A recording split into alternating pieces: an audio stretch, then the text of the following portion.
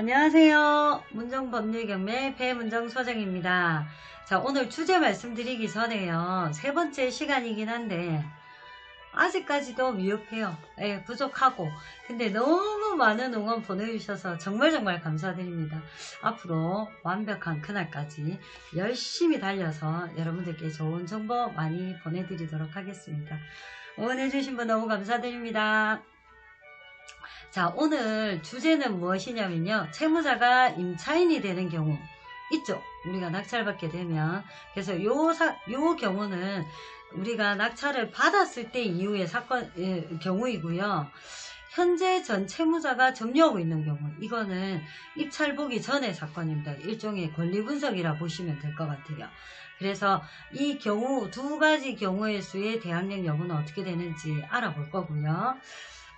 그거 관련해서 지금 현재 진행되는 사건이 하나 있어요. 울산지방법원에서 진행되는 사건인데 아마 4월 달에 진행되는 물건으로 제가 알고 있습니다. 그거 같이 보면서 설명을 조금 디테일하게 드리도록 하겠습니다. 열심히 하겠습니다.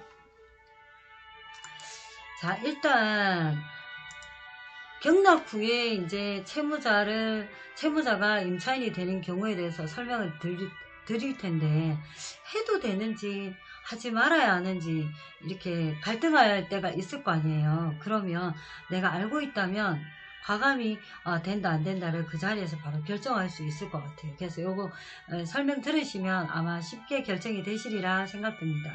자, 그러면 일단 경락 후에 채무자가 임차인이 되는 경우는 좋은 점이 어떤 게 있냐 말이죠. 좋은 점은 일단 명도가 쉽죠. 그 사람이 임차인이 된다고 하니까 굉장히 쉬워요. 일단 어려운 점이 해소가 되겠죠. 두 번째는 빨리 진행된다는 점, 패스트하게 진행되기 때문에 이자 일단 안 나가죠. 그리고 인테리어 하실 필요 없죠. 그럼 일단 돈 붙습니다. 좋은 점이고요. 그 다음에 이제 예를 들어 명도하고 또 인테리어하고 그 다음에 뭐 전월세 내고 하면 시간차, 공실 없고 시간차 줄일 수 있고 수수료도 당연히 안 나가겠습니다. 자, 그러면 전 소유자의 대항력은 우리가 임대차 체결을 하고 나면 언제 생기냐는 거죠. 등기하면 생겨요. 등기하고 등기 완료한 날, 제가 소유자가 되면서 임대차 체결을 하게 되면 등기한 날 생기는데, 이거는 임대차 체결에 대한 문제가 아니라 전 소유자에 대한 문제이기 때문에 전 소유자는 등기 완료한 날 생기는데 발생하는 시기가 0시예요. 자, 오늘 등기했어요. 잔금 납부하고. 그러면 오늘 새벽 0시, 오늘 아니죠. 내일 0시가 되는 거죠. 오늘 12시 이렇게 되는 겁니다. 그러면 우리가 왜 이 얘기를 하느냐 하면, 경매든 뭐 일단 일반 매매도요, 대출 없이 사는 부자 많이 없어요. 그러면 내가 대출했어요. 오늘 대출하고 등기까지 했습니다. 그러면 임대차 체결은 언제예요? 오늘 당장 하면 좋은데 현실은 사실은 그렇지 않습니다. 왜냐하면 실무에서 보시면요, 채무자가 하고 임대차 체결할 때는 보통 이제 등기를 다 하고 가기 때문에 이미 발생이 돼 있는 상황이에요. 대항력이. 그 뒤에 예를 들어 임대차 체결을 하면 이 사람은 대항력이 생겨버린 거죠. 그러면 나는 괜찮은데 돈 빌려준 은행에서는 어떻게 합니까? 갑자기 대항력이 생겨서 이거는 행여 이제 또 경매로 넘어가게 되는 경우는 은행권이 그걸 보고 가만히 안 있겠죠. 그래서 근저당권자가 요구를 합니다. 전출해달라고.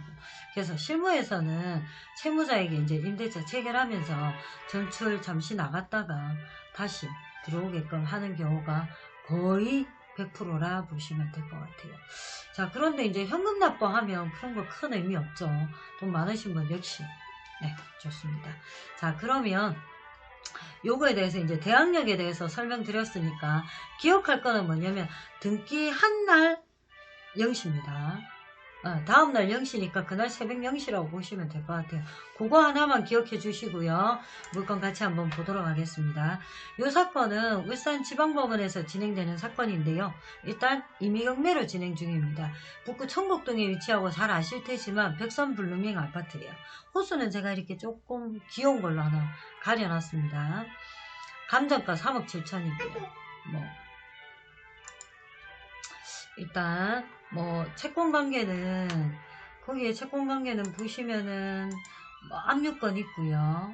그 다음에 농협 건전한권, 선순위 건전한권 있고요. 일단 임의경매니까 농소농협이겠죠. 채권자는 이제 그렇게 보시면 될 것 같아요. 근데 뒤에 이제 제가 사건을 한 번 더 보겠습니다. 여기 보시면 관련 사건에 2012 타경해서 하나 나와 있죠. 사건 번호가 2012 타경 1447인데 소유권 이전에 관련된 관련 사건입니다. 그래서 그거를 한번 다시 보도록 할게요. 제가 순서를 조금 바꿔놨네요. 일단 그 관련 사건을 제가 열었습니다. 이렇게 여니까 뭐라고 되어 있습니까? 지금 현재 소유자는 최재빈이거든요. 죄송합니다. 최재땡이거든요. 근데 그 13년도에 진행된 사건이 최재땡씨입니다. 최재땡씨. 이름이 조금 달라요. 마지막 글자가. 어쨌든 간에 그때 전 소유자 이름은 전혜땡님이시고 일단 매각이 됐습니다. 대금 납부를 언제 했냐면 누가 했는지 상관없이 일단 볼게요. 지금 현재 소유자는 중요하지 않습니다. 지금 현재 점유하고 있는 사람이 전 소유자죠. 사건 13년도 사건 때 전혜땡이에요. 전혜땡님이 살고 있기 때문에 이 사건을 제가 올려놓은 거거든요. 자, 보시면은 매각이 딱 됐고 한 명이고 최대땡이니까 일단 제 가족관계로 추정이 됩니다. 근데 매각 대금 납부를 언제 했는지 자세히 보십시오. 13년 3월 15일입니다. 그거를 기억하셔야 돼요. 13년 3월 15일. 자, 13년 3월 15일인데요. 이 사건에 이제 살고 있는 사람이 중요하겠죠. 지금 현재 이 사건 내역이거든요. 현황조사서입니다.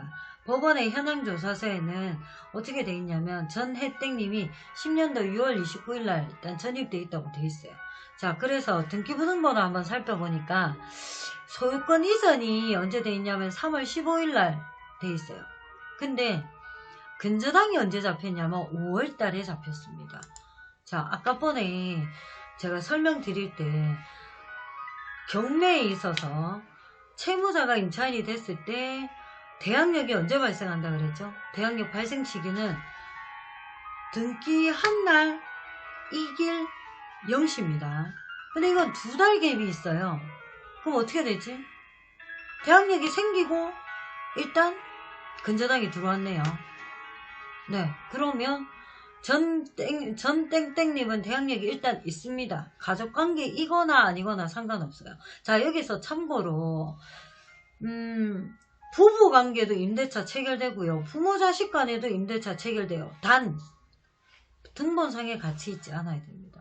결혼한 그 자녀분들 우리 집에 오면 예를 들어 제가 이제 죄송합니다. 제가 자녀가 있어요. 결혼했어요. 결혼을 했으면 세대가 잘 안 합쳐져요. 물론 이제 원하면 합쳐지긴 하는데 잘 안 합쳐지고 예를 들어 이제 자녀가 등본상에 있다가 나갔다가 다시 들어오잖아요. 그러면 어쨌든 등본상에 같이 이렇게 함께 엄마, 아빠, 자식, 자녀분 이렇게 같이 쭈루룩 있을 때 임대차 체결은 안 됩니다만 따로 동거인이나 세대원이나 동거인이나 이렇게 들어가면 임대차 체결돼요. 그러니까 이제 세대가 어쨌든 분리가 되면 된다는 거예요. 같은 집에 살아도 가능합니다. 그거는. 근데 이제 민법에 들어가면 서로 이제 주고받은 임대차 체결 금액, 보증금 이런 거 다 있어야 되겠지만 어쨌든 된다는 게 중요한 거예요. 그러면 우리가 입차를 보려고 할 때 진짜 티끌만한 리스크도 없어야 된다는 거죠. 깔끔하게 우리가 낙찰을 받아와야 되는데 그러면 이런 것들을 자세하게 살펴야지 알 수 있는 부분이에요. 실질적으로. 그러면 일단 전땡땡님은 3월 15일 날 등기하고 근저당하고 등기하고 완료를 했는데 5월 15일날 근저당을 했으니까 대항력은 이미 발생이 된 겁니다. 여기 있네요. 죄송합니다. 여기 날짜를 보시면 조금 다르게 되어 있을 거예요. 자, 그래서 주제가 뭐냐면 전 채무자가 점유하고 있는 경우인데 선순위 근저당보다 빠른 전입일자를 가지고 있다. 이게 핵심이에요. 오늘의 주제는 전 채무자가 점유하고 있는 경우 선순위 근저당보다 빠른 전입일자를 이제 해고로 말씀을 드렸고요. 제가 이거는 참고로 여러분들께 설명드리려고 다 따온 건데, 실은 이제 그 근저당의 금액이 2억 5,320만원, 채권 최고액이긴 하지만 13년도 5월 15일날 근저당 잡을 때 제가 볼 때는 거의 풀로 잡았는 것 같아요. 그래서 실은 그 채권자한테 다 확인을 했습니다.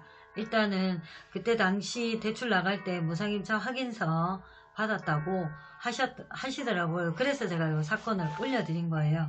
일단 이 자그마한 리스크 보이지 않는 이런 것들 세심하게 볼 줄 아셔야 경매에 있어서 예를 들어 의뢰한다든지 하면 상관이 없겠지만 개인이 직접 하는 경우는 조금 심도 있게 보셔야 되는 사건이 아닐까 싶어서 말씀드렸고요. 자, 오늘은 여기까지 설명드리도록 하겠습니다. 많이 도움되셨으면 정말 좋겠어요.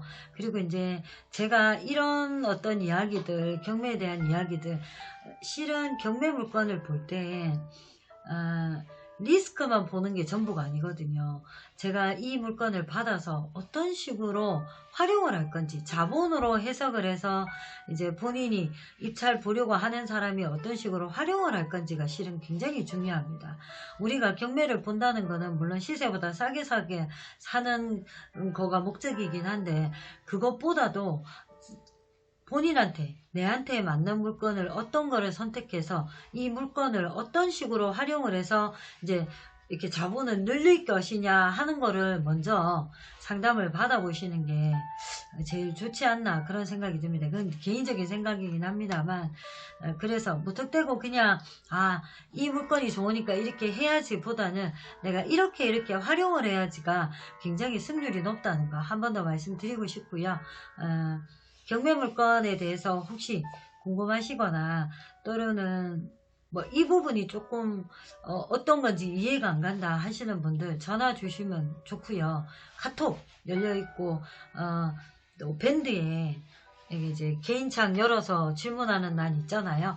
그런 거 있으시면 언제든지 제가 환영합니다. 자, 오늘도 건강한 하루, 내일도 건강한 하루, 계속 건강하고 행복한 하루 꼭 보내시길 바랍니다.